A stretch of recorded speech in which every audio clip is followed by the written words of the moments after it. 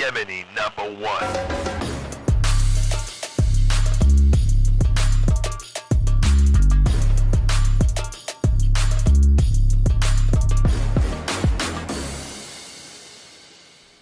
What is up, you sexy motherfuckers?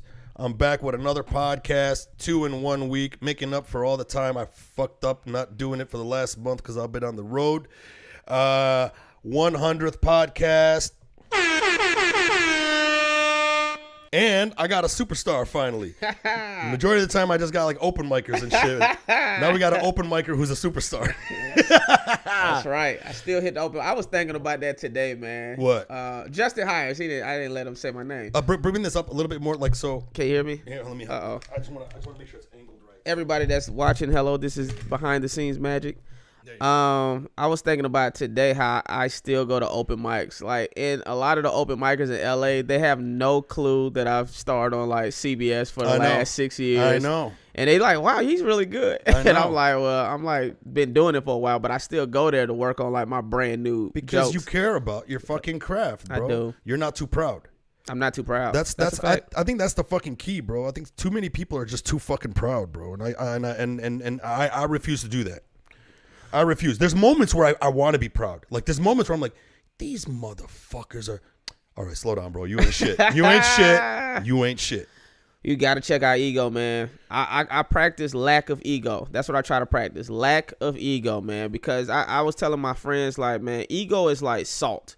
Just the right amount, it will make a dish. Like food-wise, right? But too much salt, too much ego will ruin everything. And high blood pressure, tastes like fucking shit. Yeah, man. Everyone wants to know what's wrong with your cooking. Right. What the fuck are you cooking? People can taste it too, like, too much ego. Yeah, you know what I'm saying? And they won't tell you either. They'll be like, oh, it's great. Yeah, exactly. Exactly, bro. How did you get rid of your ego, though? What was it that did it for you? Did you ever have like an out-of-control ego when you were younger? Not when I was young. Two main things happened. One was a good question. One was, at least with me, I used to be super competitive. I was playing chess with my dad one day in the backyard, and I might have been like 7 or 8 years old. And he checked me, or he checkmated me or something. I think he checkmated me. And I knocked off all the chess pieces. I was pissed. How old were you? Like probably like 7 or 8. And I was like, ah. And my dad was like, go inside. And I looked out the window and I seen my dad picking up these chess pieces off the ground. And like the fact that he had to do that because of my like temper and me like being too competitive, like it crushed me, bruh. And so after that, I was like, man, I'll never be like super competitive. So if people ever wonder like why I'm always giving praise to other comedians and I'm always giving shout outs, it kind of stemmed from that moment, man, to be like, man, this shit ain't that serious. I want everybody to win. You know, and I'm never going to let like a competitive like that to like interfere with like my relationships with people. So that was one. The second one was actually when I got to LA, I booked a Sprite commercial. And I was freshly out here. And that's what's up. Yeah, and Tony Rock seen me at the Laugh Factory at Chocolate Sundays. And he was like, yo, I just seen your Sprite commercial. Yeah. And I was like, yeah. And he kind of gave me a look. Cause I was on something like, yeah, that was me. You know what I'm saying? And I see he didn't say nothing, but he was like almost like, calm down. Yeah. He didn't say that. But you felt it. I felt it. You felt it. You're aware enough to feel it. I'm very self-aware, bro. And I could read energy. Me too. Incredibly. And so when he did that checked me. And I was like, y'all gotta remember, man, you know, that was a blessing. You was fortunate. But don't like come out like you top dog and you hot shit now. And so those two moments is like really what checked my ego. It's a weird balance, right? Like being humble can fuck you. Yeah. And being too egotistical can fuck you. Yeah. Right? This got that perfect balance. You got to be able to be egotistical enough to believe in yourself enough to want to get the shit that you want to get. Right. But then be humble enough to be like, I'm still human. Yeah. I'm still human, bro. Yeah. And I shouldn't be like running around rubbing shit into people's faces or anything like that because people will resent you. And in the end, it's like, why do you want that energy anyway? Yeah, man. People will resent you, man. So, yeah, that's what I had to kind of learn. You know what I'm saying? But those are the two moments. But other than that, I think I'm pretty cool. You know what I'm saying? I think I carry myself pretty. You are, bro. I appreciate that. I mean, like, even when I first came on the scene, you were already this guy. Right. I appreciate it. You was on TV shows and shit. And, you know, like, I don't look like the type of guy that's shy. but I am sometimes. Oh, okay. Especially like when I'm in the presence of people who are kind of ahead of me. I don't know why, but I have this kind of like I shouldn't be talking to them. Yo, you know, I don't deserve talking to them. You know what I mean? Yeah. And that's how I was like with you at first. I was kind of like, I can't just be talking to Justin Harris. And then one time we was hanging at the store not too long ago, and you just rolled up and talked and everything, and I was just like, oh, this guy's cool as fuck, bro. I appreciate that. You know, but it's easy to get in your mindset of being like, this guy's doing big things, and then you think that his shit doesn't stink. Right. You know what I mean? Right. And I know my shit stink. Oh man. You know, bro. Cause the shit that I be eating, bro. Especially after a night of fucking drinking. Come on, man. Yeah, man. It's so funny. I always fold up. I realize I fold up around celebrities, bro. If I'm around like certain celebrities, like I can't find the right words to say, and I'll like I want to say something to them because I'm a fan of theirs, but I can't think of anything to really say. Yeah. And then I just kind of look like an asshole. Man, I just played myself recently. I was able to get some tickets to see Chris Rock, and he was this was before he put out his special. And this is when he was with Dave Chappelle doing that tour. He was solo on this particular show. Okay, yeah, but it was around the same time though. Yeah, but yeah, on this particular show, it was him by himself in Orlando. Yeah. And I took my wife. And we got to go to the back. And I've met him before. Now, he don't know this. I've given him a tag before, and he's used it. Oh, no shit. Yeah. Which one? Can you tell us? I don't even remember. It was off of it was off on that Tangerine special. But it was something like so minute. But I seen him performing. I had gave him, so I was like, it could be funny if you said that. And I seen him use it. And I want to say it's something special. And anyways, I can't remember the exact thing. But so I've given him a tag before, and he's used it, right? So I was like, cool. So here I am in Orlando, and I see him again, and I'm like, yo, I gotta say something. You know, I seen some shit that I was like, this could be funny if he say this. So I go in there, and I already heard he was tired. Like, I already heard he was tired. They're like, hey, hurry up and get back here because he about to leave. And, you know, security was tripping. They finally let me and my wife back there. And so he back there, he just sitting on. He was like, "Oh, what's up, man? Long time, long time." And I was like, "Yeah, man." I was like, "Well, you know, I do comedy too, because I don't know if he knew I did stand up. I don't know if he remember." He sees too many people. We went out to dinner one time, but I'm like, the last time I seen him, me and my wife went to dinner with him after a show. How awesome is that, bro? It was incredible. It was fucking incredible. And I do a story about it in my stand up, but it was incredible. But shout out to Matt Claybrooks, because that's who tours with him, and me and him are cool. So, anyways, in Orlando, I'm like, we done had dinner. I done gave him a tag before, so I'm like, you know, he's like, "What's up, man? Long time." That's a good Chris Rock, bro. That's a good ass Chris Rock, bro. I appreciate it. So I give him this tag, and he's there. He got his opener there. Oh, shout out to the cat. I didn't even notice the cat there. My cat cool as fuck. And for those who don't know what a tag is, it's just an add-on to a joke. Oh, yeah, my bad. So if you have a punchline, you got a punchline, then sometimes you add another thing to get another laugh. That's called the tag for anybody who doesn't know what that is. Yeah, and so I gave him the tag, whatever the tag was, and nobody laughed. Everybody just looking, and then Chris, you gave him the tag at the dinner. No, not at the dinner. The dinner was separate. That was like a few years ago. But there was other people in the vicinity listening to you giving him the tag? So the tag was in Orlando in the green room. So we in Orlando after his show in the green room. And I already heard he was tired. But I was like, "Man, what's up, man? What's up?" And then I was like, "Hey, I said I do comedy too." He's like, "Oh, you do?" I said, "Yeah." Your Chris Rock is hilarious, bro. I appreciate it. And so I was like, "Here go a tag." And when I gave him the tag, he was just like, and his opener was looking at me like, "Oh God," you know. And then even my wife was like, she wasn't saying shit. I'm like, "Oh, you ain't gonna laugh either, bitch. You walking. you walking back to St. Pete." That's hilarious. Oh, so yeah, bro. So that shit was wild, bro. But I fold up, man. Shit like that. I fold up too, man. I sometimes, you know, there's days, bro, that I go out and hang at the clubs or whatever, and there's days I feel good about myself. Yeah. And I can flow really well. I'll talk to anybody. Then there's some days I fucking go in there and I'm like, "Dude, you the ugliest motherfucker on the planet today." Why you feel like that? I don't know. You know what I mean? I just feel like you just wake up on the wrong side of the bed, or I'm just like, whatever it is, man. Like maybe the day before I had a bad set. Right. And then I carry that energy over, and then I'm back at the club, and I'm like, I ain't shit. Yeah. Right. And then you do another show, and then you fucking kill, and you're like, I can talk to Chris Rock right now. You know what I mean? I can talk to Tony Rock. Yeah, exactly. Right. Right. But man, that's fucking. And so he took the tag. He took it. No, not that one. Oh, not that. Yeah, he took the one prior. He took the one way earlier, a few years before. Like, so when I gave him a tag, that was like before COVID. Like, that was before COVID and all of that. But the one post-COVID, this was the most recent tour. Nah, he didn't take that tag. Damn, he looked bro. at me like, you please get the fuck out, Pop. If you could please get your ass out my room, I appreciate it. I'm trying to go. But that shit happened, man. It is what it is. Can you be Chris Rock right now and like give us some like worldly advice under some elevator music? Go for it. What's up, everybody? This your man, Chris Rock. Just here for you to give you some words of advice. If you ever have a bitch, take her to Lake Como. That's some real advice he gave me. He was like, man, take your lady to Lake Como with all that MACGYVER money you got. Side note, if you got a stanky asshole, clean your ass. By the way, you can see me on the corner of Sunset and Highland. Selling fruit. Selling fruit.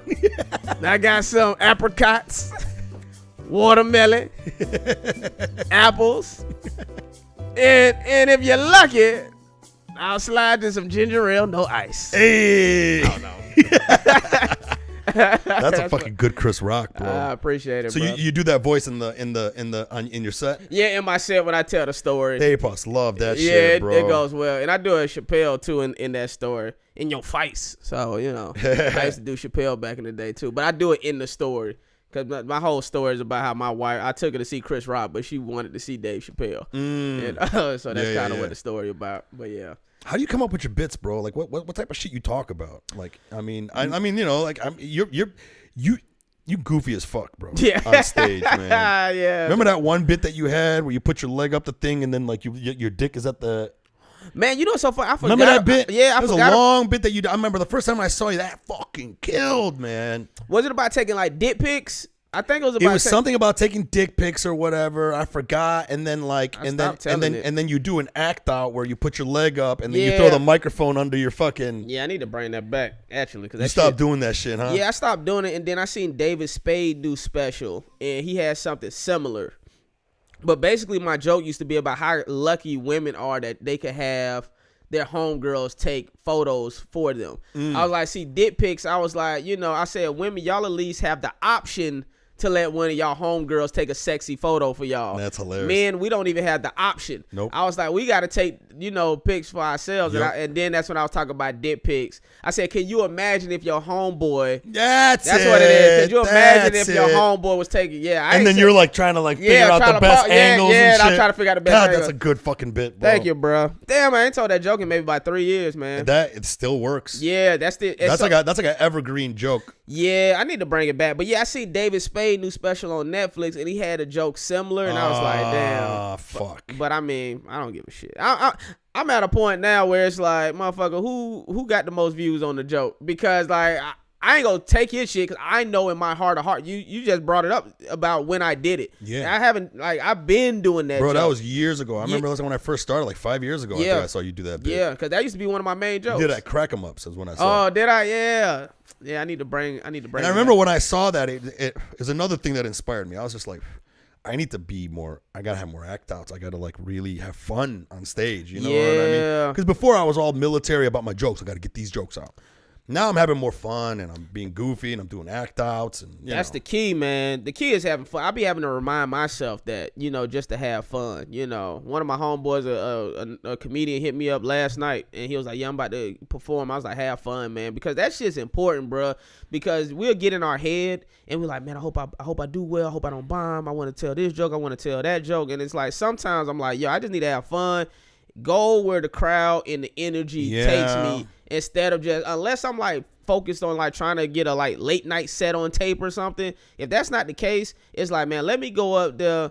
I got the jokes that I want to do, but let's be open to the possibility that anything may happen. Yeah. Conversation may happen. Yeah. A heckler might say something. Sure. And then go with that flow. Yep. To give the audience the best show. Because that's what I had to remember one time. I was like, man, I remember one time like I ended up doing a bunch of crowd work. And I was like, damn, I want to do this though. I want to do that joke. And I was like, man, your goal as a comedian ultimately is to make the crowd laugh.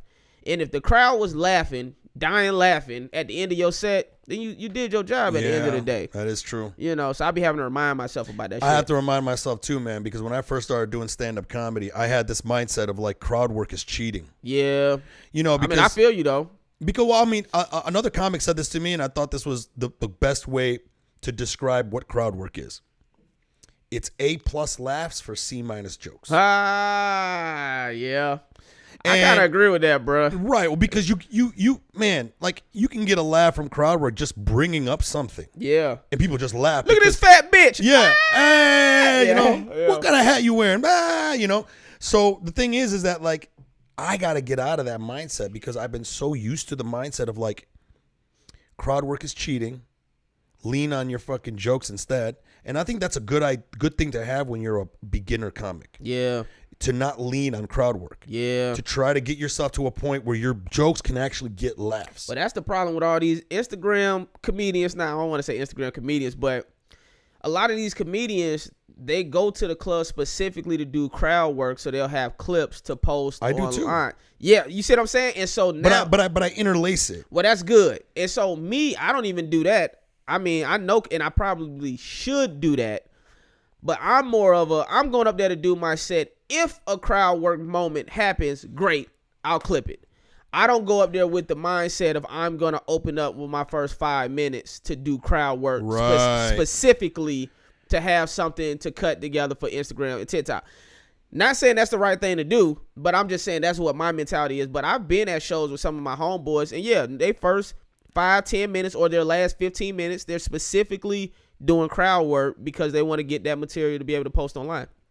And I respect it. And I respect it too. I mean, listen, bro, the need for crowd work for clips has gotten me more into crowd work. Yeah. And now the crowd work is starting to open up for me and I'm having fun with it. Yeah. And I'm getting good clips out of it. Shit, Renee Vaca killing it like that. Bro, Renee Vaca is just destroying it, man. Yeah. Sometimes I wish I was Latino too, man. Because Latinos come out. They come bro. out. But you know, the Middle Eastern people come out too, though. Yeah, they come out. Once you get it, because I think about my homeboy. The only problem with Middle Eastern is they come out and then after the show they're like, "You're not fasting for Ramadan." You know what I mean? It's just like, right. What the fuck, bro? They start wagging the finger. What do you mean you eat bacon? This is very haram. It's like, oh, come on, bro. Right. You cheat on your wife. Shut the fuck up. It's like, come on. She doesn't know. She's not here. It's my girlfriend. Right.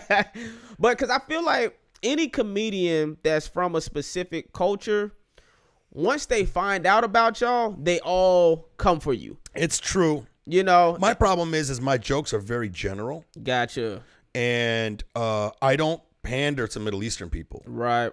But you know what? So this is, I'm just throwing a little pushback, not even a pushback, but I look at somebody like Hassan Minhaj. You know Hassan Minhaj? Of course.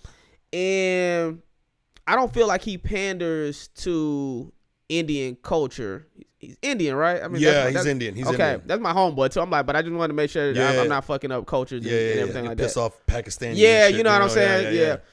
But I don't feel like he panders to the Indian culture. But I guess he does reference Indian culture, though, within his material.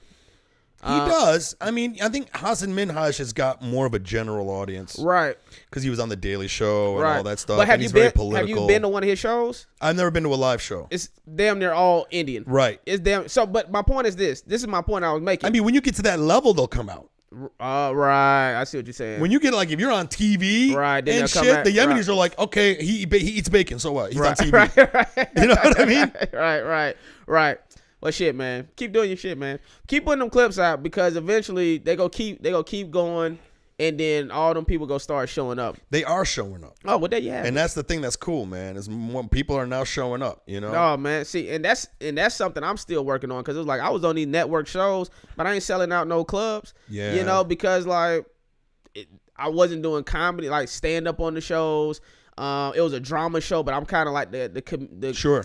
The comedy guy on the drama show. Sure. You know, so it's like I have to get to a point in currently developing like shows where like it's a comedy. Right. People see me in a comedic light. Right. You know, and so that way people start coming out to these stand-up shows because that's what I want to be doing more so. Have you been doing like small rooms at all? Have you been trying to like sell out your own little like 50, 100-seater. I'm about to start doing that. So I've done it before, but it's always few far and in between. Yeah. You know what I'm saying? So like I sold out a room in Atlanta, but that was like the first season of MacGyver. So that's like 2017 or some shit like that. You know, I've had a sold out show at the Zanies in Chicago. That's what's up. I've had decent crowds in Philly and Boston come out, but I think next year that is something I want to start focusing on, which is doing like one-nighters.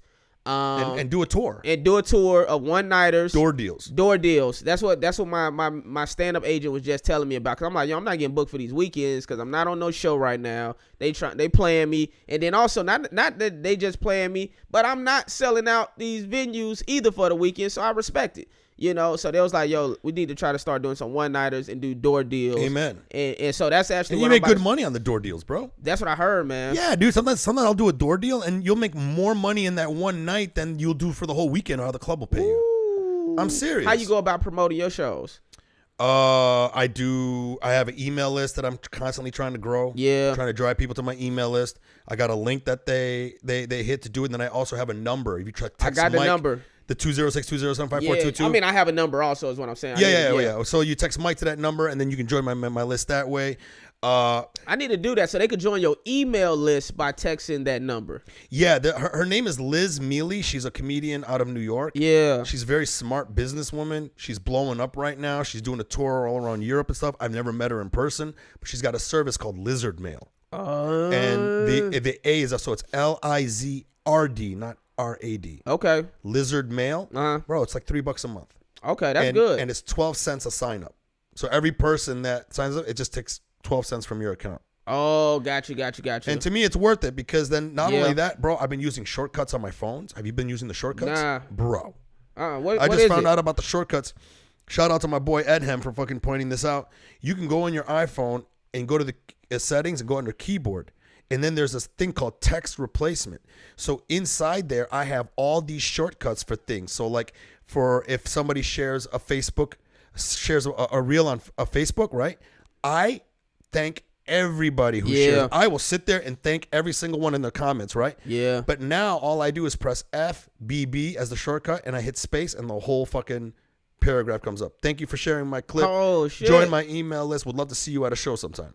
Oh, I need that in my life. So I've been doing a lot of that, and then I got shortcuts for Instagram. So when it's an Instagram, you can't put links. So instead, it's like, hey, thanks for sharing my clip. I would love to see you at a show. The link is in my bio. Join my list so I can let you know when I'm coming to your town.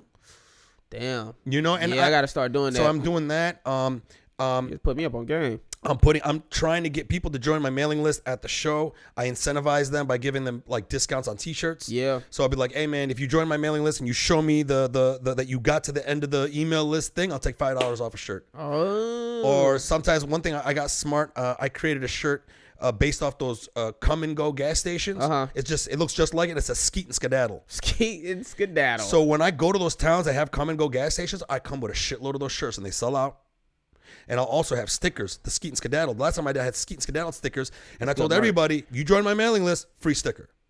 Damn. I ran out of stickers in like 2 days. That's what I'm about to say. You travel by yourself or you got somebody that roll with you? No, I go by myself. Yeah. You know? So you have to lug that merch by yourself, huh? I do everything. Yeah. I do everything. I mean, I'm not at a point right now where I'm rolling with anybody just yet. Yeah. I mean, I've gone on tour with a couple of people. Right. You know, like Nick Simmons, that big bodybuilder guy. Me and him are, I got Side Splitters in Tampa door deal. Oh, good. And it's a pretty big room. Yeah, and I've been there once. And I was like, you know, fuck it. Why don't I just split the door deal with Nick? He's got a following. I got a following. Maybe we both could sell this motherfucker out. Yeah, man. That's what I pitched that idea to my reps before. Nothing really came from it. I've done a show with like me and a few other comedians in like Ontario or something. That did good. We had a great turnout. It was me, Tone Bell, James Davis, and London Brown. Oh, nice. And so it was all four of us together. And we had a good turnout. How long did you? Was it one night? It was a one-nighter. And the clubs wanted to do more of those, but we all be doing our own shit, you know. Yeah, you all had to disperse and do your own shit. You know what I'm saying? James in New York. Sure. London be in New York filming Power and shit like that. Tone live in Texas now, so it was kind of hard to do that. But I wanted to at least team up with one other. It was Steph Toliv? Huh? Who was it? Toliv? Tone Bell. Tone Bell. It's a Toliv. Oh, no, my bad. Tone Bell. lives in Texas. That's what I was saying. So you don't book your own shows. You have an agent that does it for you. Yeah, I got an agent that's sending my shit. I love that, bro. Yeah. I can't wait till I get to that point. I'm doing everything on my own. So how you go about doing it? Because I'm finna start doing some shit on my own too. The way I look at it, Justin, man, I swear to God, bro, you can't rely on everybody to do everything for you. If I got an agent right now, you know what I would do? I would still be booking myself also. That's what I'm about to start doing. Because to me, it's like now I got two fronts. Yeah. I got my agent doing it and I'm doing it. So what you do? You sending them a reel? You email them? Bro, I don't know what I'm doing, man. I swear to God. It's working. I just reach out to like comics. Oh, here's the thing. Renee Vaca gave me this excellent idea. Mm-hmm. But he did it under a post. And when he gave me the idea, now it's in every single one of my videos. So in my video, at one point, text will come up and it says, comment below and text a venue near you where you'd like to see me perform. Oh. So that's really cool because then all of a sudden, people be tagging side splitters. And then now what I do is I go into their Instagram. I'm like, hey, people are tagging me, telling me to come to your show. Yeah. I would love to do a door deal. How do I book? And then, and then they look at my followers and they see that I'm promoting. Yeah. Because I'm a promoter. Yeah, me too. And that means a lot to the clubs. They can see that. Yeah. Because if they go to my site, they go, oh, he's got 113,000 followers. He's got decent engagement. And then if you go to my stories, poster, story about me coming to this club, join my email list. That means a lot. Damn. I gotta get on it, bro. Bro, I come up with an entire system, bro. I have a system in place. Like a legit, like it is a deep system. What's the dream? What's the goal for you? Is it acting? Is it stand up? Like what's the primary? Threesome. Yeah. What's the third? Foursome. What's the So acting, stand up? No. My dream right now, man, is to get a fucking special. Yeah. Up and going. Yeah. And then build that fan base. And I really hope I get to a point where I'm doing arenas and big ass shows. Yeah. And then, I'm also a filmmaker and actor. I would love to start like using that clout to be able to sell a show. You know what it is, man. I mean, that's what I'm on now. To me, I want stand up to blow up because I love it and I enjoy doing it. But I also know I don't want to be a road dog forever. Right. So I just, I want to be able to just keep going to that next tier. Yeah. And then hopefully I can get to a point where, man, now I got my own little production company and I got my own little crew and we can do stuff and, I can empower other people. Another big dream of me, man, is a short-term dream is to be making enough money on the road where I can take comics with me.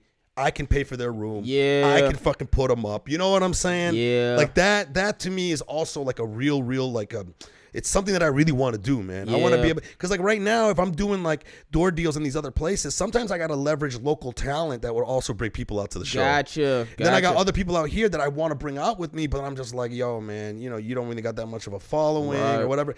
I want to get to that point where I don't need to do that. Yeah. Be like, you only got 3,000 followers? Fuck it. You're opening for me. I like hanging out with you. You're funny. Let's do this shit. Yeah, man. That's the fucking goal. That's like a short term. That's like a short term for me. Nah, I feel you. I'm trying to be on that shit by next year. Do you roll out when you go out? When you go out, do you roll out with people or no? Do you go by yourself pretty much? Nah, I usually have my assistant with me. Damn, you have an assistant, bro. Yeah. I want to get to assistant land. Yeah. It's expensive, but it's expensive, huh? But it's good though. Do you mind sharing like how much something like that costs? Oh, I don't want to say the number. You can let me know afterwards. Yeah, I can let you know afterwards. Yeah. But I mean, I pay him like a salary. It's like it's not. He not a part time. He full time. And he does a good job. And he does a great job. He the one that do the clips. He cut up the clips. He posts my social media stuff.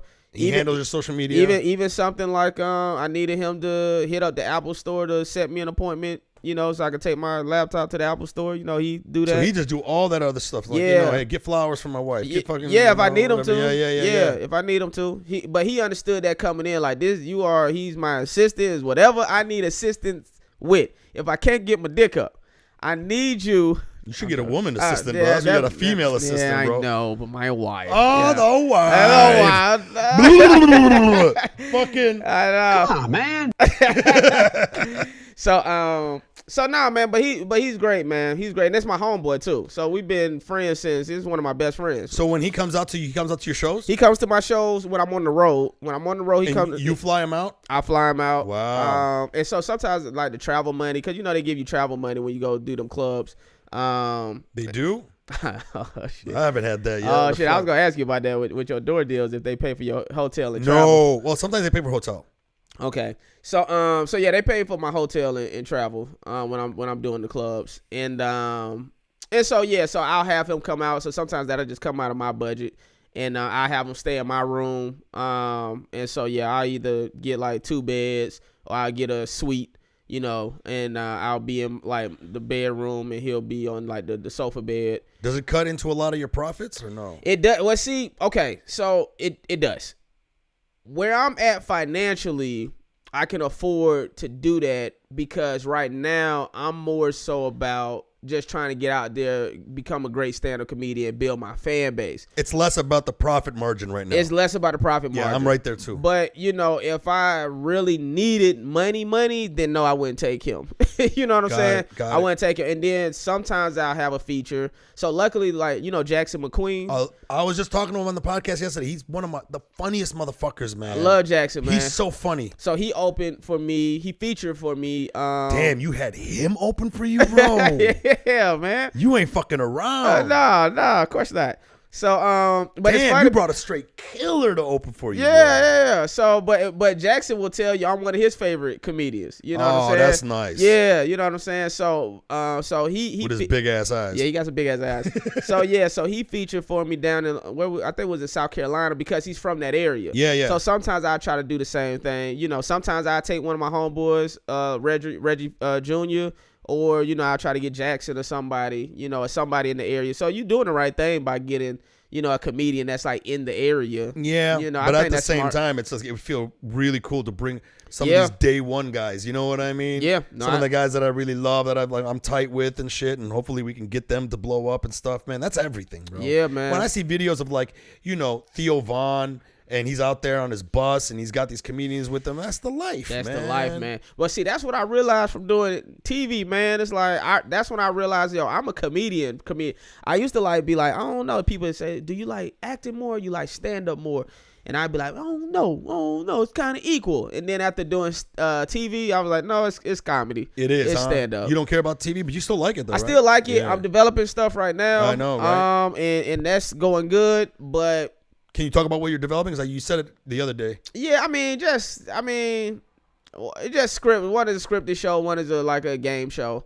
You know, so that's like I can't give details on it. Yeah. Because we haven't pitched it yet. We about to get out there and start pitching it. Yeah. But both of them are looking really good. Got some big names attached to them, and yeah, man, like, you know, it's looking good. So that's kind of what I'm on right now instead of me trying to audition all the time to be in other people's stuff. I want people auditioning for my shit. Amen. You know, and I want to be able to choose the people that I want. Sure. You know, You want the power. Yeah. You want the control. Creative control. There's nothing wrong with that. Yeah, man. Because, I done just been a part of other stuff, and it's cool. You got the right mindset. I mean, that's exactly where you need to be. You Yeah, know what I mean? yeah. I was just listening to Burt Kreischer and Tim Dillon's podcast, and they were talking about... Oh, I got to listen to that. Oh, this last one? Yeah. You gotta I got to listen to that. All they talked about was business to stand up. Oh, I want to hear that. The whole time. And it was really, really good. And there was this one point where they were saying, Burt Kreischer was like, there was a point where he had to tell his opener, hey, man, you can't come out with me no more.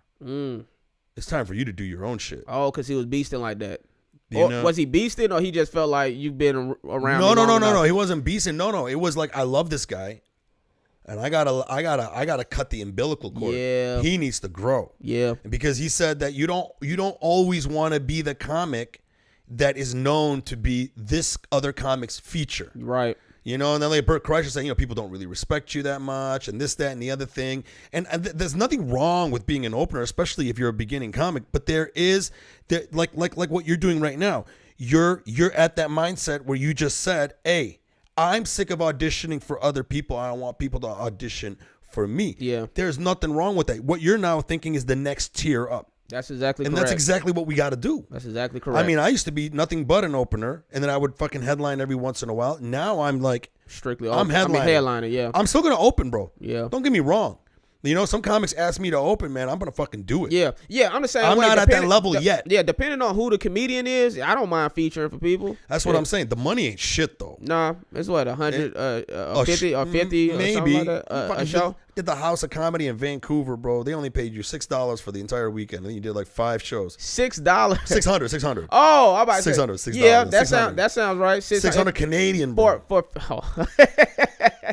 That's like $3. That's hilarious for featuring. You saying for featuring, right? You know, but then I sold more in merch.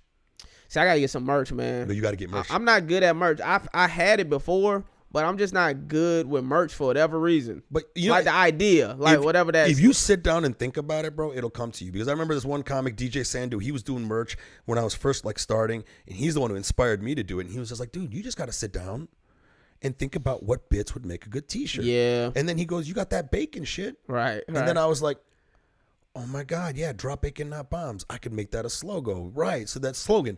So then I found a guy on Fiverr, paid him $65. That's what I heard. You just get on there. Created it, and it was fucking great. And now I just keep printing out that shirt. I also made this myself. Public Yemeni. Oh yeah, that's dope. Instead of Public Enemy. Yeah, that's dope. That's dope. And then the other one is I got that Skeet and Skedaddle. That's the new one that I got. That's great. You know, and then you know DeMar Randy.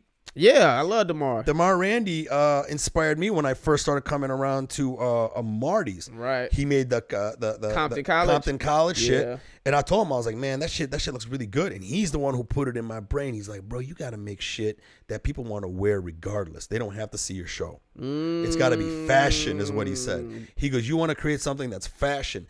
Like, even if they saw the show or they didn't see the show, somebody could wear it and someone else can be like, where'd you get that? Yeah. And that's what inspired me. Because, I mean, that's even like that right there, the Public Yemeni. You know what I mean? So that's what I'm thinking. I'm thinking like that. So, like, I'm proud of my shirts. So I like selling them. Yeah. Before I was kind of like, do I want to sell merch? But now I'm like, this is fun. Oh, and it's necessary, especially if you're doing a door deal and you're not getting guaranteed money. You got to sell merch. That's why, like, even if you're still making money, you still should sell merch. You still should sell merch. So I sold merch more.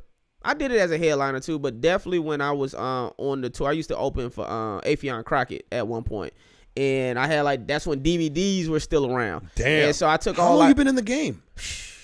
Man, it's gonna be 15 years this year. Wow, Yeah, it's bro. gonna be 15 years. So Congrats. thanks, man. So that's why I be funny when like I be at these open mics and they're like, he's really good. I'm like, bro, I've been doing it for. I ought to be at I a love that level. even more. You're 15 years in, you're still grinding. Man, yeah, you man. know? I signed up for open mic tonight. Now I'm doing Ha tomorrow, and I'm doing Flappers this weekend.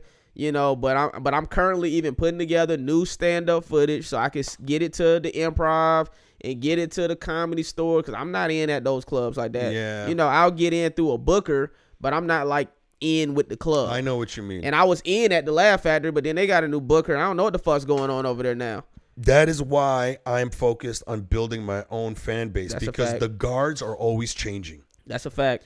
That's a fact. I don't know. I've only been in the game for 6 fucking years, bro. There's been moments where I've got, okay, for example, I did the World Series of Comedy one year, and during the finals, everyone was like, hey, you see that booker there? That's the one you want. She booked 16 clubs. She booked the Funny Bones. Damn. Okay, at the time, her name was Laura. And I was like, okay. I didn't even move. I didn't fucking, I kind of like got knocked out of the competition kind of early, but I still had good sets, right? Right. Soon as I got done, she walked right up to me and she goes, I love you. I need to book you into my things, right? Woo. That year, she gave me 4 clubs. Woo. That year. Damn. You know what I'm saying? That's great. And I'm just like, fuck yeah, bro. I got 16 Funny Bones under my belt. That's what's up. Pandemic happened. She's not there anymore. Now I got to tap dance again. Yeah. Bullshit. That's why I'm like now just focused on building my email list, building my audience, engaging with them. No, you're doing the right thing, bro. I be thinking about that. Again, that's me probably being too humble sometimes. Like, I hit up some of these clubs and they don't book me. And I'm like, and then I'm looking at their lineup and I'm like, not to like shit on nobody, but I'm like, I got X amount of followers and I got credits and I'm actually funny. And I'm like, you not booking me when I'm saying I'm in town? Like, it blows my mind sometimes. Would you say comedy is a meritocracy or it's based off nepotism? Man. Is it based off your merits? Right. Or is it based off who you know?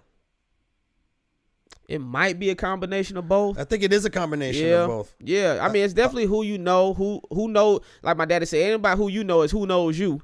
You know, and who likes you, and then that's what it really come down to, who likes you. Because there could be some comedians that they not that funny to me, but the booker may think they're hilarious. Exactly. The booker, it might be something about that comedian that the booker's like, he's hilarious. Yeah. Or they might like super dry humor. You never know. You never know. Because I could be too physical. No, don't matter if I'm killing or what. They're like, oh, that's too much. That's too much energy for me. I prefer something more calm. You just never know. Or that booker's like, I already got guys that are high energy. I'm looking for a low energy exactly. guy. Or whatever the case may be. No, but that's it. Man, I just recently, my rep sent my tape to one of the late night shows because I haven't done any stand-up on TV yet. And a lot of that was on purpose. And now I'm like, all right, people need to know I do stand-up comedy. I want to get out there as a comedian. So I said, let me put together a tape, a clean set that we could submit to a late night show, the late nights. They seen it. They was like, oh, my God, we love Justin. It's no guarantee yet because, you know, we got to see who else we have to see if there's anybody similar. So it goes to what you're saying. If they already got a young black dude that's high energy, that's performing in October, you know, do we also want Justin performing on this show this year? Because we already got somebody in the same vein.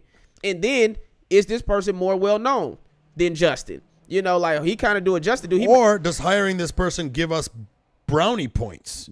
Or you that, know, there's exactly. a lot of that too, because like, you know, they always say in TV, oh, I'm sorry, this doesn't fit our program. Yeah. Every year it's a thing. What's the thing now? Ooh, Arabs are cool now. Yeah. They're no longer terrorists. Yeah. We want to see more TV shows of Arab people not being terrorists. Asians are popping right now. That's it. Yeah. It's part of the programming. Yeah. You know what I mean? So sometimes it's like, you know, the trend sometimes. The trend, yeah. And if you're not fitting in with that trend, that's what I'm saying, then, bro. you know.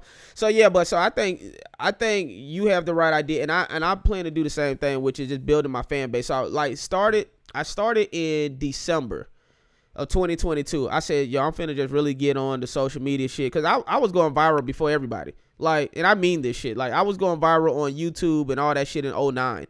You know, like, I used to get on World Star, This Is 50. That's awesome. Vlad. Bro. I used to be on all them platforms, and I didn't realize where the internet was going. I got off the internet so I could become a TV and movie star. So I was like, man, fuck that shit. I don't want to be known as like a Vine, because Vine had came out. I got on Vine, and I started picking up numbers, and then people was recognizing me from Vine. I was like, I don't want people to know me from Vine. Like, I done been on MTV and shit, so I got off that.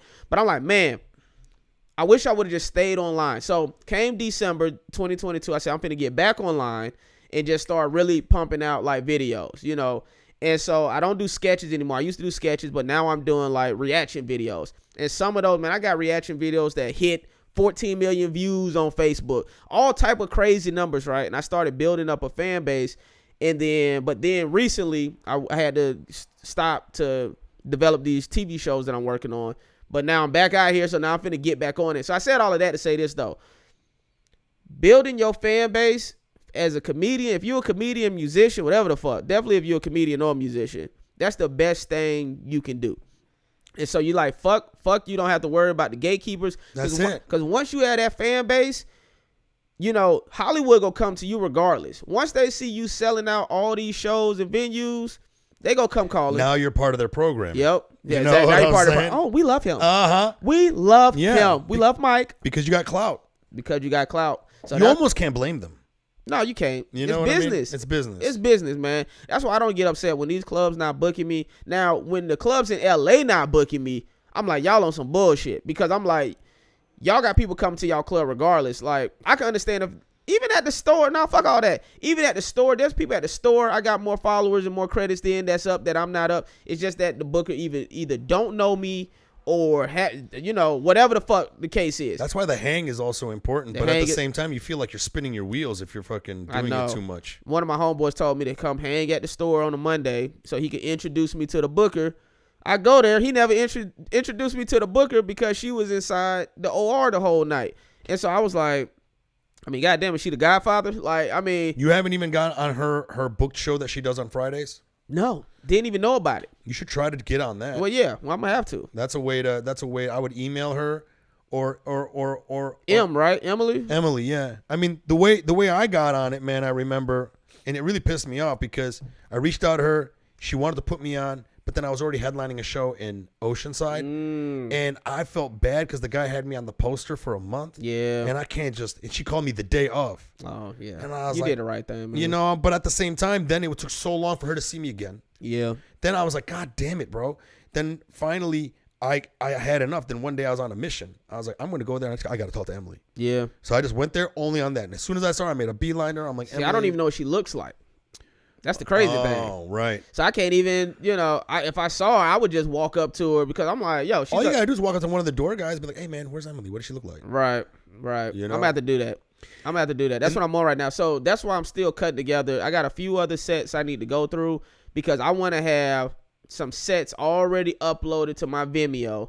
So once I hit them up and they're like, yeah, send me something, I can already know which set I want to send to her. And you put on Vimeo because it's on private? Yeah, that's why I do it on Vimeo. Yeah. And I'm going to tell you something else. This ain't on no hating shit, but sometimes people, you know, that's how Justin Bieber got discovered, was Scooter Braun, his manager, was looking at somebody else, right? He was looking for a new act. He was looking at somebody else's link, and then, you know, YouTube will recommend somebody else when your video go off. If you don't already have your shit set to, yo, watch my other video next. So, you know, YouTube would be like, well, how about you could watch this person. Justin Bieber popped up, fucking 12-year-old Justin Bieber or whatever. And he was like, let me look at this little kid. He was like, fuck this guy. Damn. I'm finna fuck with Justin Bieber. Oh. See what I'm saying? So part of, why I do Vimeo is because that's just my shit. So when I'm sending you a link, you're only seeing my shit in that moment. That's a very good point. Yeah, I mean, I might have to use that. It comes bro. across a tad hating, but it's like, yo, I need you to be locked in on my shit. On my shit when I'm sending you my stuff. Yeah. That's a very good point, bro. Holy fuck. I might have to exercise that shit. I'm telling you, man. I'm like, this motherfucker didn't reach out to you. whoever the recommended suggestion was. The only reason I would want to share a YouTube video is if it's got like a lot of views on it, so like you can flex. Yeah. Like, how many people are watching yeah, this, you know what I mean? I've done that. I had to do that recently for one of the shows I was developing. I had to like put in a couple YouTube links and some TikTok links and Facebook links, you know. So, I mean, yeah. But hey, man, but if you sending something directly, like if it's your reel or your stand up, are you putting stand up clips up? So I do, but not consistently. So I do like some crowd work stuff that I posted, and some of those have done well. Have you put any material up? Not really. I might suggest trying to do that. I know you told me that your material hit harder than your way harder. Yeah, I know. My material hits way harder. So this is what I think I might do. If I go that route, right, I think the way I'd rather do it is I'd rather shoot a special. This is how I'd rather do it. I'd rather shoot a special, try to license it first to like HBO, Hulu, and all that. If all of those people turn me down, then I'll just put it on YouTube and then chop it up. Yeah. And then put that material out there that way. So then that way it's shot nice. You're not filming your sets when you're going on the road? I do. I have. Yeah. You're not pulling anything out of those? Yeah, but see, so that's okay. So I read a book. You read, bro? Sometimes. Wow. Yeah, I know, right? So on accident. Wow, bro. So I read a book and it's called like The One or whatever, and it's all about just focusing on one thing at a time. That's good advice. And so what I realized was a problem I had was I was doing too many different things at the same time. And you're doing everything mediocre. Everything mediocre or everything pretty kind of good. You know what I'm saying? But you know what I mean. I know what I'm saying. You're not putting all your focus into one thing. Exactly. And so for instance, like when I'm doing social media stuff, I'm trying to go all in on doing the reaction videos, right?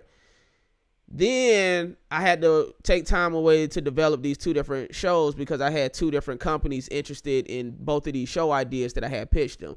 So now I'm like, all right, I got to shut down the reaction shit and I need to really focus on these TV shows right now because I know the TV shows is going to be bigger. If these get on the air, it's going to do more for my career in the direction that I want my career to go than me doing these reaction videos. Sure. And so when I was doing the reaction videos, that's when I was doing the stand-up clips. But when I was developing these TV shows the last 3 weeks, I was like, all right, I'm done with the social media right now. Let me focus on developing these TV shows. I just completed doing that. I just got out here yesterday. So now I'm back to doing the podcast, doing the reaction videos and shit like that. So I said all of that to say this. When it comes to the clips, my assistant is already working on the podcast clips. Like, he's doing that throughout the week, you know, cutting together those clips. So it's on me to do the stand-up clips. So I have to, like, find time or make time to cut those clips. To cut the clips. Hear me out. Yeah, I'm listening. I found a guy on Fiverr. Okay. He's in Pakistan. He charges me $20 a clip. All my clips are now edited by him. Damn. I'm gonna reach out to you about that. You got to find your own guy. I'm not gonna steal my fucking. I'm trying to get your dude $20 a clip. No, because I'm on the same wavelength that you are. Yeah. I realize so many. The stand up started picking up, and then I have so much more on my plate to do now. Right. Before it was just writing jokes and getting stage time. Right. Now it's writing jokes, getting stage time, making posters, doing this, doing clips, what about engagement on the fucking whatever. So much shit, bro. And I'm like that too, where I can only focus on one thing at a time. So and I also do rental properties. I have rental properties, so I'm constantly buying and selling homes. Yeah.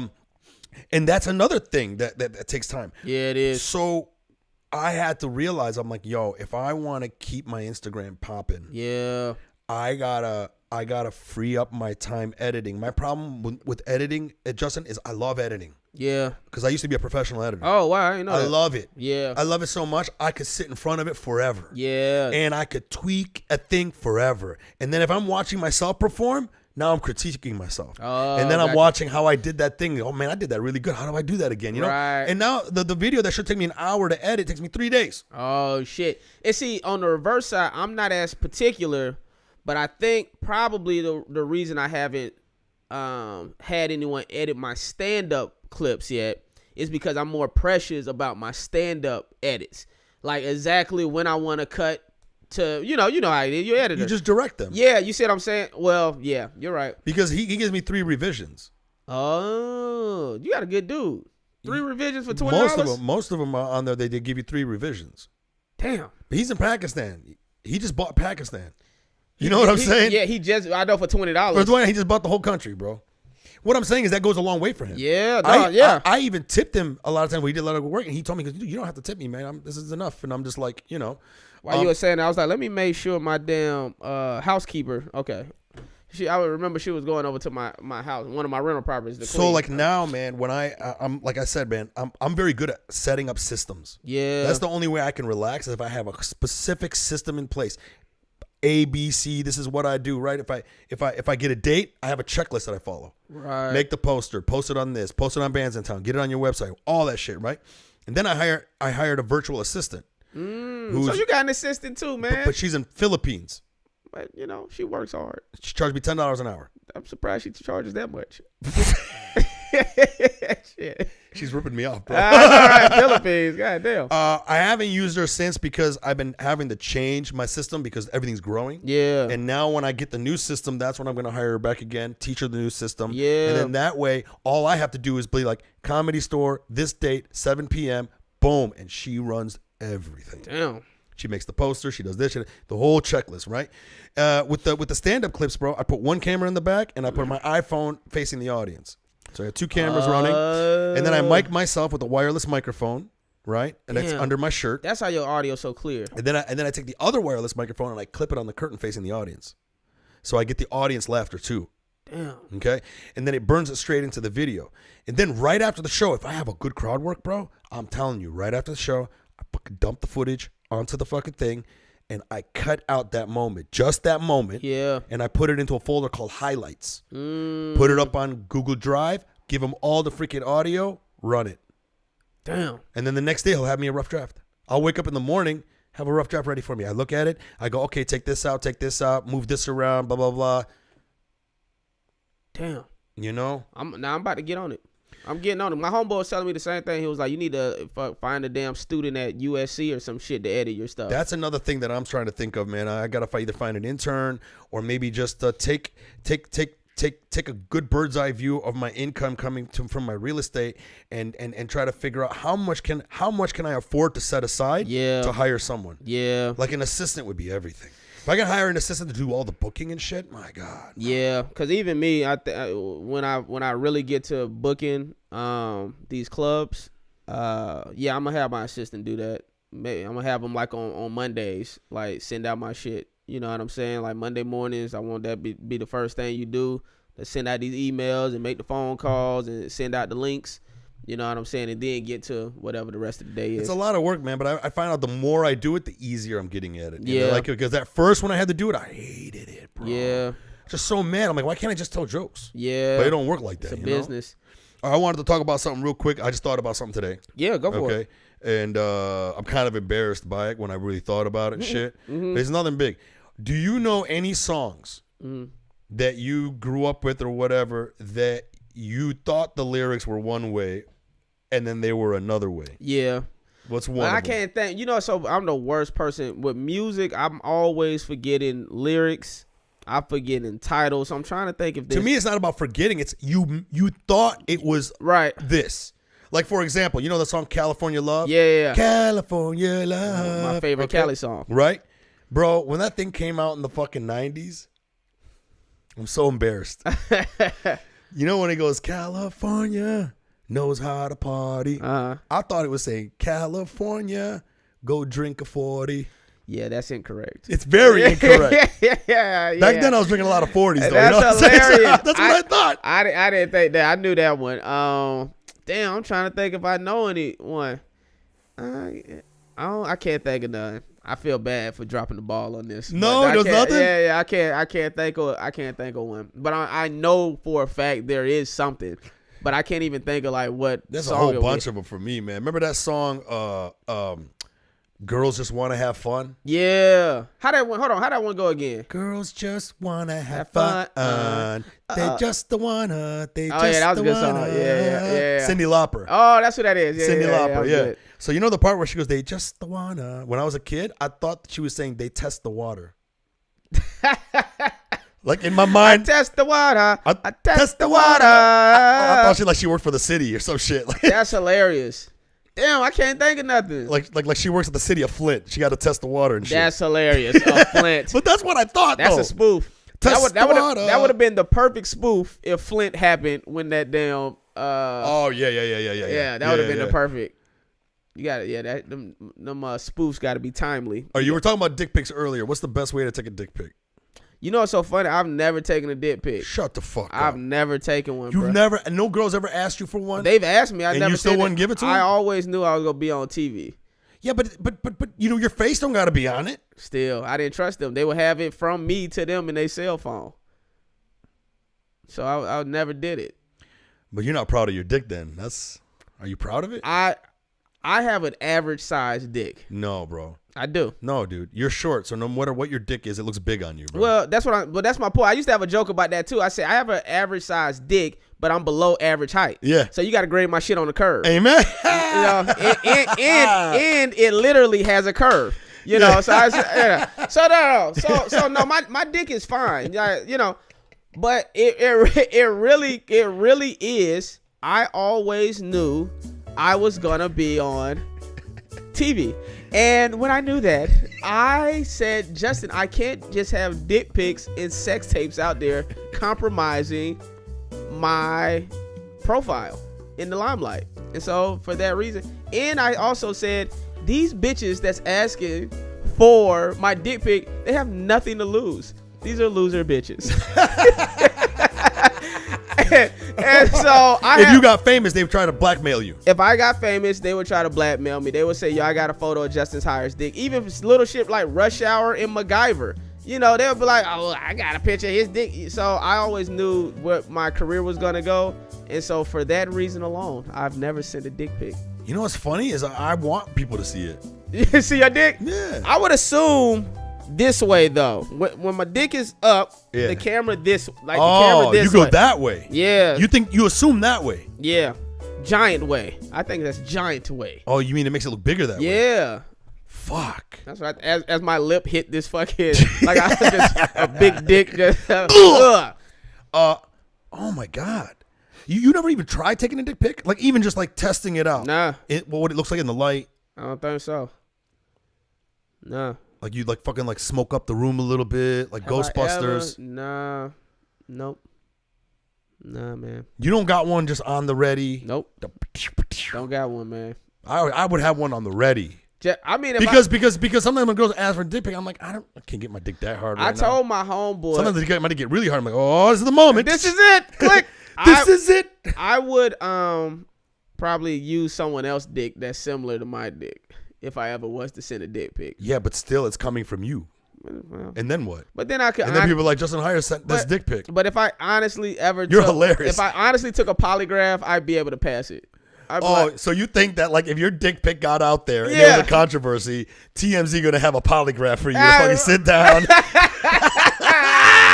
I feel good about it. Is this your dick? But nope. How comfortable I would be to be like, yo, I took that shit off of Google Images. Like, and if you don't believe me, then I don't give a fuck. But I would be so relaxed in my delivery. They would be like, I think you're telling the truth. Because I would be like, who gives a shit, bro? I was like, that was a Google image dick. And I always never had a problem with it. The problem I had was, this one girl, sometimes they try to run scams on you, right? So I matched with this girl. Was she African? Why you gotta be racist, bro? They run scams, man. That's Nigerian. That's true. Nigerian, That's bro. True. Yeah. I just threw the whole continent under the bus. This was like, that's why we don't want you back, motherfucker. You're like a white person. Yeah, I know. But Africa's a country to them. I know, right? Now go back to Africa. Where, motherfucker? It's a big ass place. Where the darkies stay. So this girl, we matched on some dating app, right? And then she like wants to FaceTime me. And then we're FaceTiming, and she's like, let me see your dick. Right? I think that's a little different. That's better than a dick pic. No, she screen recorded? That's what I think was happening. Oh. It's a scam. It's a scam. They do this to other people. You know what I mean? Like so that's like blackmail type shit? Yeah, there was an Arab guy in Dearborn who was like a sheikh at a mosque. Right? And then he like matched her. He was married. And then he matched some Arab chick, and the Arab girl was like flirting with him and whatever. And on video, she wanted to see him whip his dick out. So he whips his dick out, and as soon as he did it, some dude comes up. We got you, motherfucker. You better pay us fucking $20,000, or everyone in the mosque is gonna know about this video. Ooh, shit! And he didn't pay it because apparently everybody got the fucking video. That's crazy. Yeah, bro. See, so to me, like, if I'm sending a dick pic, it's like it's just my dick. I make sure that I don't have anything in my background that can like show my house. Right. I got something even better. Just don't send anything. No, man. You gotta live life on the edge, bro. You know what I'm saying? It's all about experiences. Snapchat.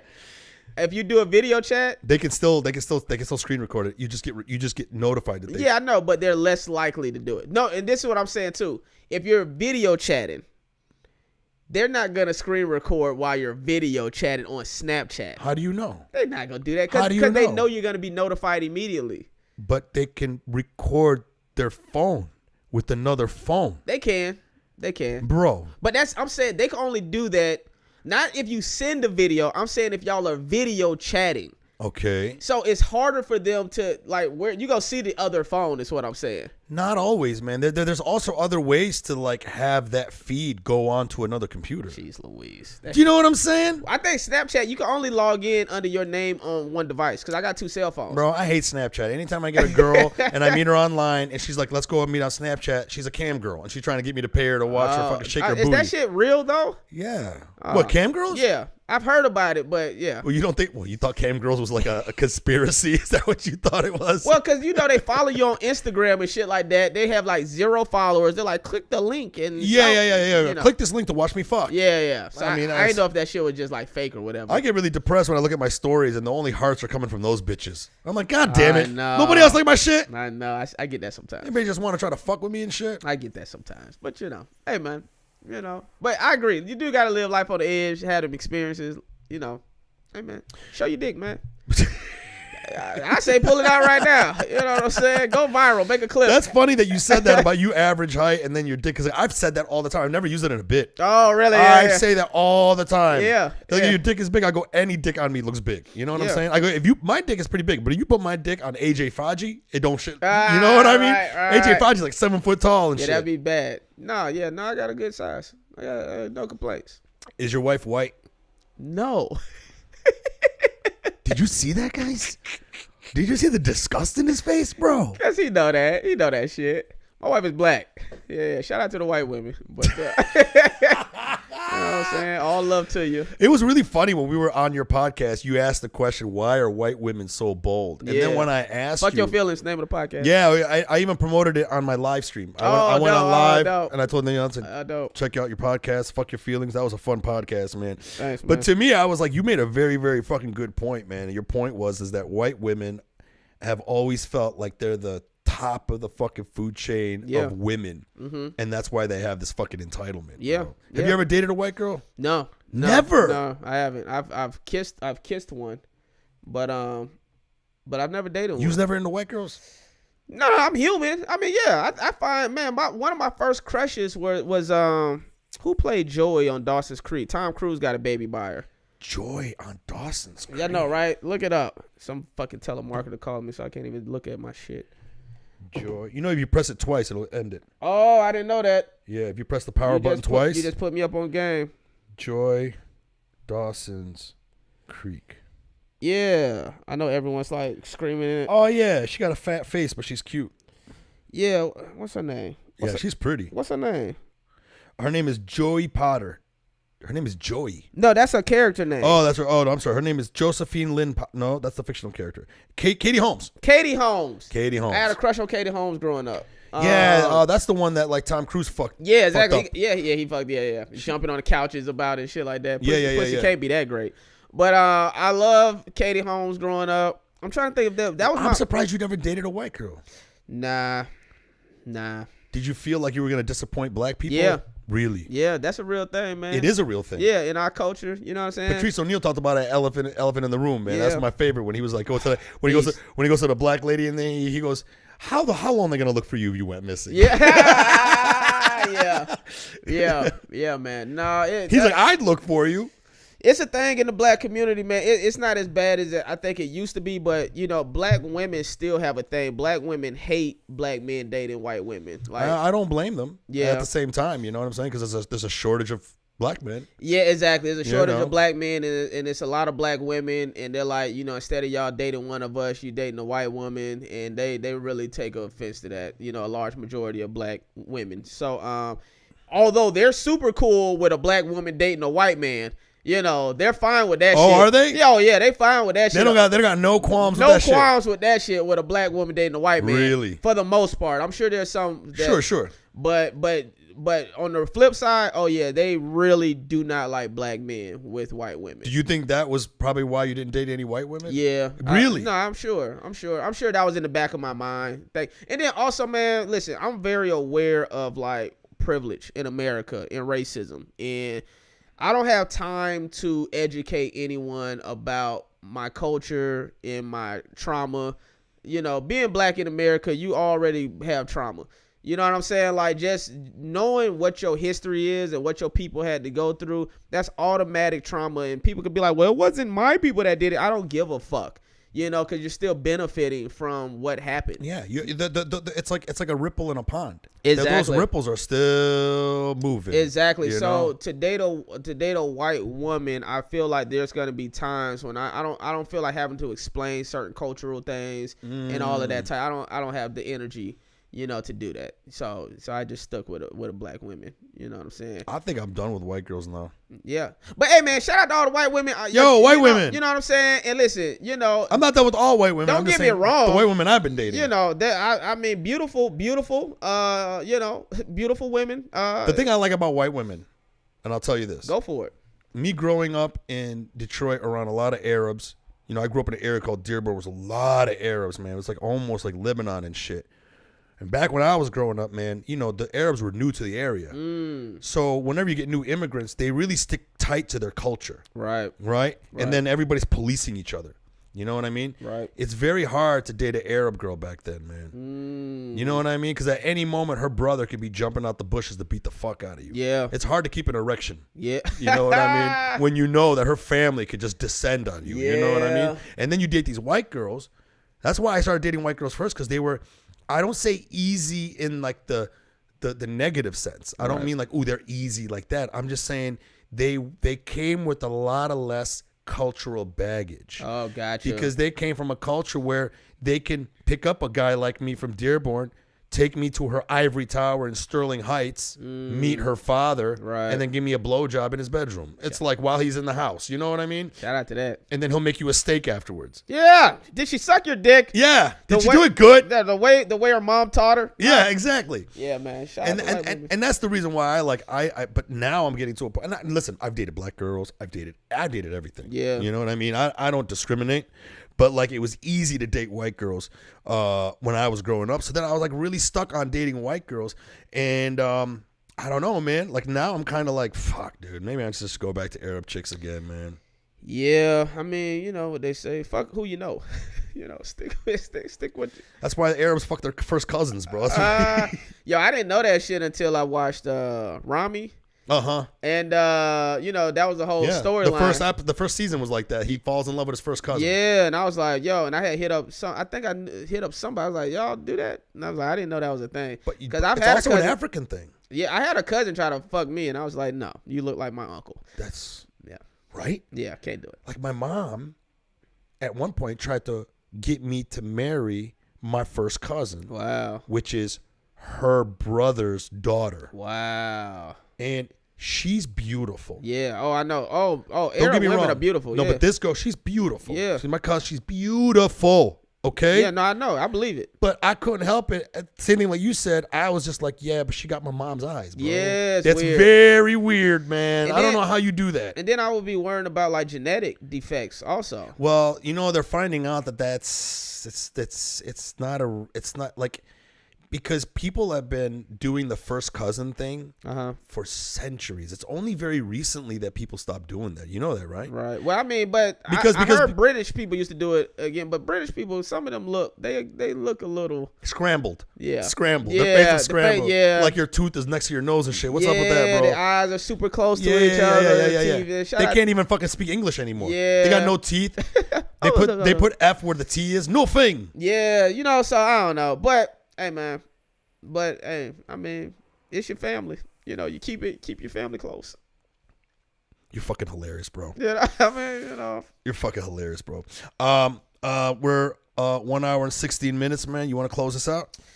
Hey man, Justin Hires on all social media. Justin Hires, HIRES. Fuck Your Feelings podcast drops every Sunday.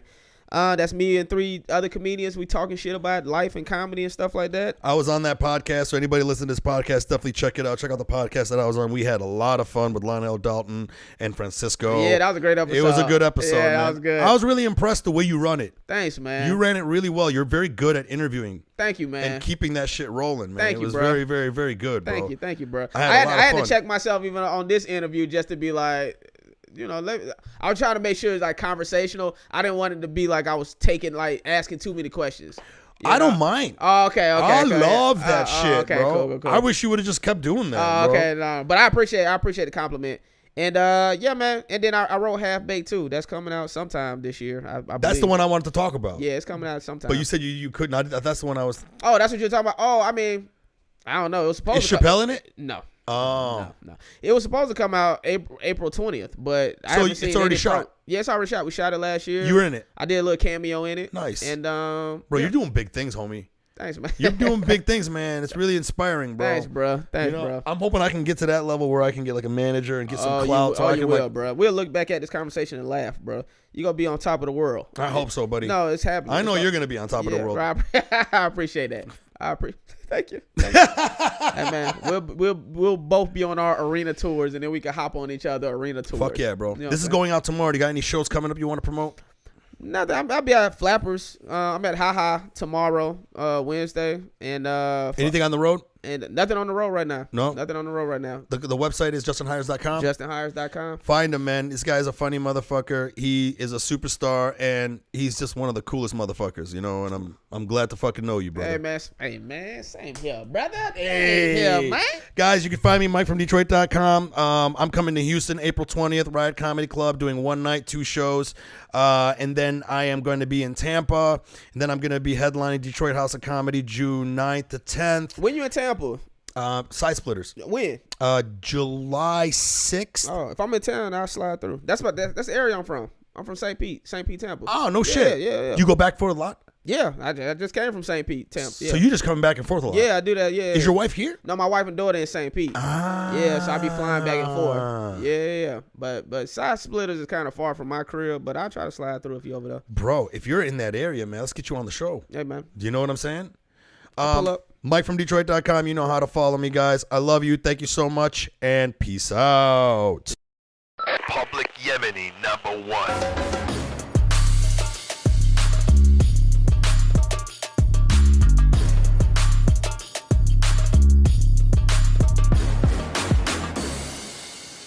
Relationship talk. Hell yeah.